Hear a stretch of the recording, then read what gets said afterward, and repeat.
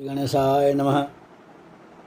श्री श्री वैद्यनाथो विजयते तरां करोतु सा नः शुभहेतुरीश्वरी शुभानि भद्राण्यभिहन्तु चापदः। कामेश्वर सिंह दरभंगा संस्कृत विश्वविद्यालयस्य कुलपति महानुभावानाम् आदेशानुपालनं पुनश्च प्रोफेसर दिलीप कुमार झा सीसीडीसी महोदयानां निर्देशानुपालनं प्रकुर्वाणः गिद्धोरस्थ श्री रावणेश्वर संस्कृत महाविद्यालयस्य प्रभारी प्रधानाचार्यः देवर्षिनाथ पाण्डेयोः मधुना ऑनलाइन माध्यमेन कक्षा संचालनार्थं समुपस्थितः। तत्र क्रमे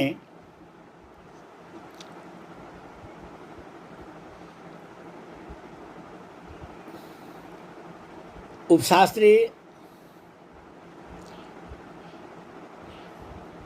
कक्षायाः पाठ्यग्रन्थत्वेन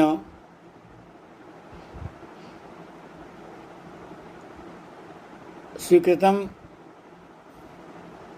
महाकवि कालिदास विरचितं रघुवंश महाकाव्यं जन्मया एतत् पूर्वस्मिन् दिने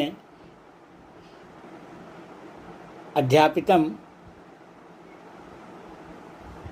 प्रस्तुतं तदेवाधुना इदानीम् उपस्थाप्यते।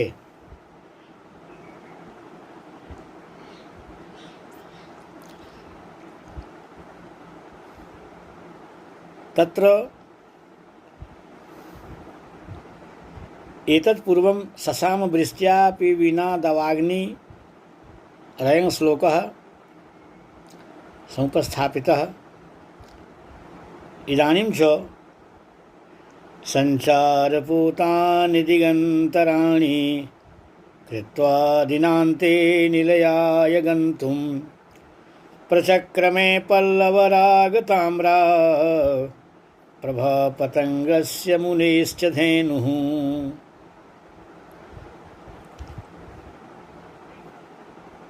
संचारपूतानि दिगन्तराणि कृत्वा दिनान्ते निलयाय गन्तुं प्रचक्रमे पल्लवरागताम्रा प्रभा पतंगस्य मुनेश्च धेनुः। प्रथमं तु प्रसंगोपस्थापनम्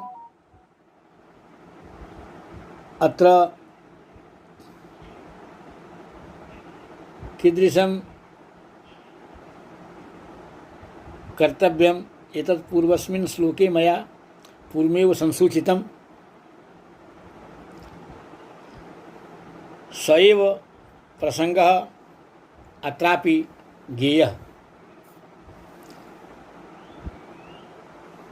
तत्र अयं श्लोकः कविकुलावतंस महाकवि कालिदास विरचितस्य रघुवंश महाकाव्यस्य द्वितीय सर्गात् समुद्धृतः। अत्र श्लोके राजा दिलीपः नन्दिनीं चारयितुं तया साकं यदा वनं गतवान् तदानीं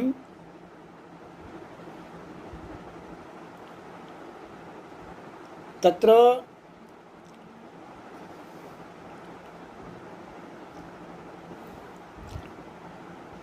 राजा दिलीपः कीदृशीं शोभां प्राप्तवान्, तत्र कीदृशी शोभा संजाता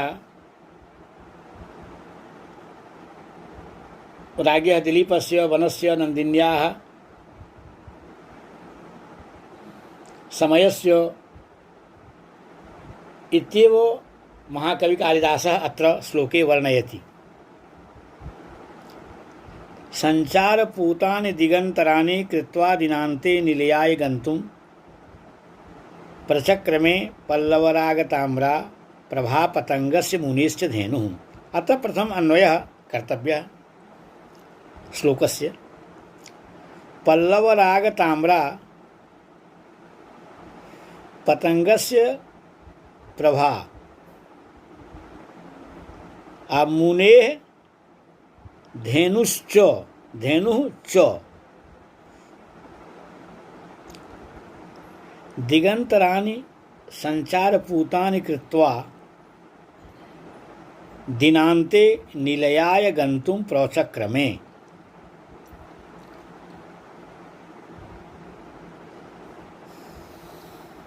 अत्र श्लोकस्य व्याख्याक्रमः। पल्लवस्य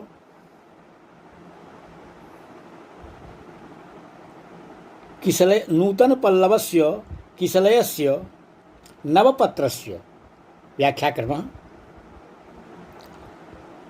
पल्लवस्य किसलयस्य नवपत्रस्य रागः वर्णः इति पल्लवरागः।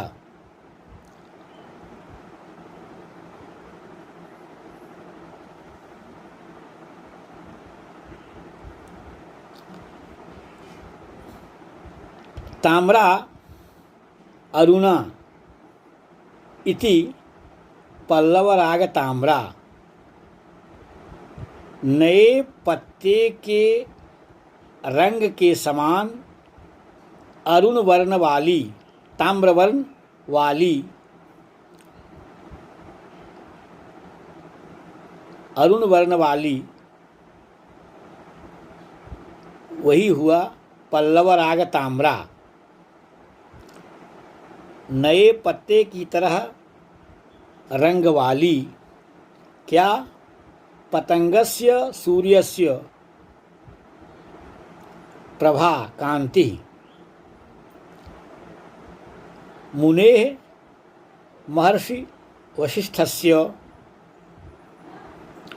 धेनुः नंदिनी च दिशां काष्ठानां दिग्भागानां अंतराणि मध्यमार्गान् इति दिगंतराणि संचारेण स्वकीयगमनेन स्वकीय भ्रमणेन पूतानि पवित्राणि कृत्वा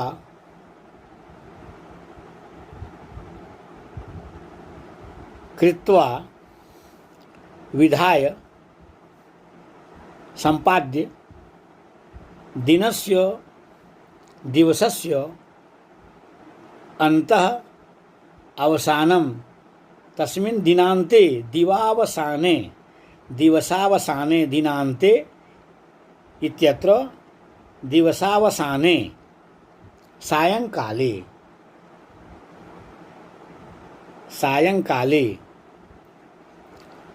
निलयाय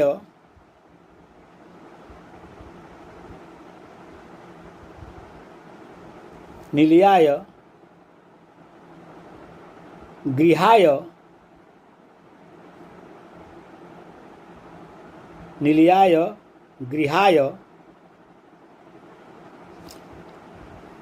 गन्तुं यातुं प्रचक्रमे उपक्रमं चकारो।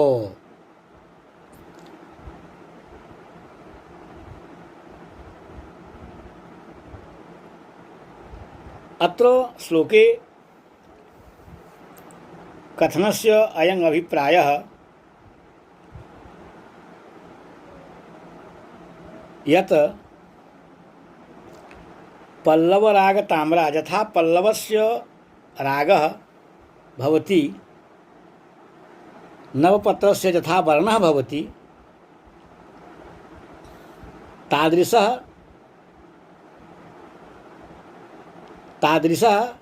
तादृशी पतंगस्य कांति, तादृशी पतंगस्य प्रभा, पतंगस्य कांति नवपल्लव रागः इव, नवपल्लव वर्ण इव सूर्यस्य या कांति सा सूर्यकांति पुनश्च महर्षि वसिष्ठस्य या नंदिनी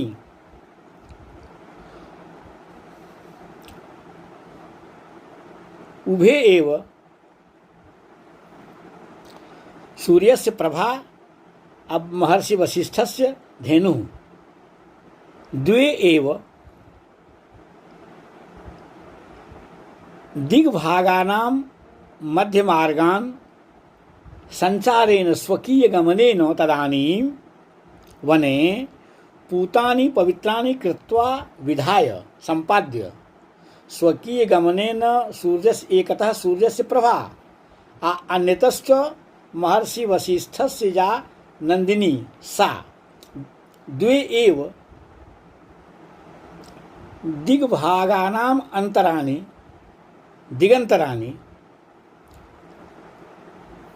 दिग्भागानां मध्यमार्गान् संचारेण स्वकीय गमनेन स्वकीय भ्रमणेन पवित्राणि विधाय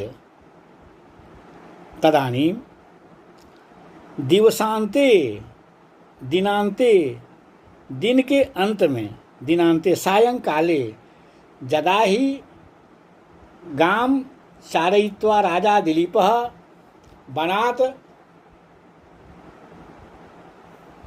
गृहं स्वस्थानं यदा प्रतस्थे तदानीं तत्र कीदृशी शोभा संजाता इत्येवात्र महाकविना वर्णितम् इत्येव भवद्भिः छात्रे ज्ञातव्यम्।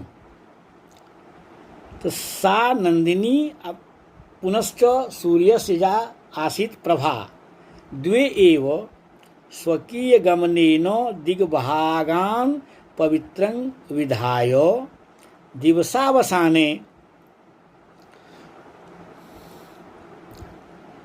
सूर्यस्य प्रभा अस्तमयाय पुनश्च धेनुपक्षे गृहाय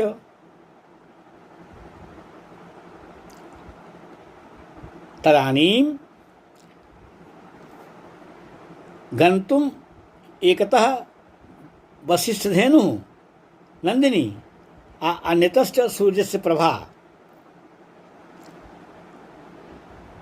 तो सूर्यस्य प्रभा अस्तमयाय पुनश्च वसिष्ठधेनुरपि वसिष्ठाश्रमं गन्तुम् उद्यता अभूत्। एकतः राजा दिलीपः नंदिन्या साकं प्रस्थितवान्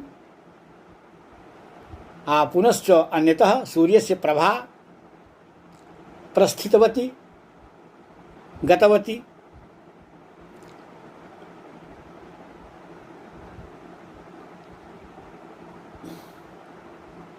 मातृभाषा में हिंदी में हम ऐसा इसका अर्थ करेंगे, उस समय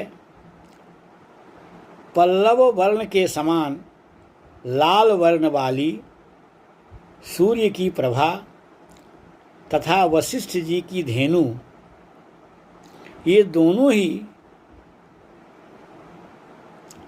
विभिन्न दिशाओं के मध्य मार्ग को अपने अपने गमन से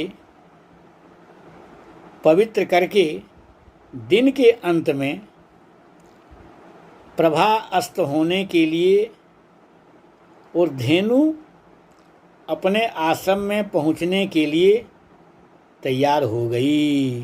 अर्थात दोनों ने अपने अपने स्थान की ओर सूर्य की कांति अस्ताचल की ओर पुनः वशिष्ठ जी की नंदिनी वशिष्ठाश्रम की ओर चलने को तैयार हो गई। गंतुम प्रचक्र में उपक्रम की, दोनों ने जाने का उपक्रम किया। दोनों ने जाने का उपक्रम किया। कहने का तात्पर्य कि यथा सायंकाले सूर्यस्य प्रभा अस्तमयाय उपक्रमं करोति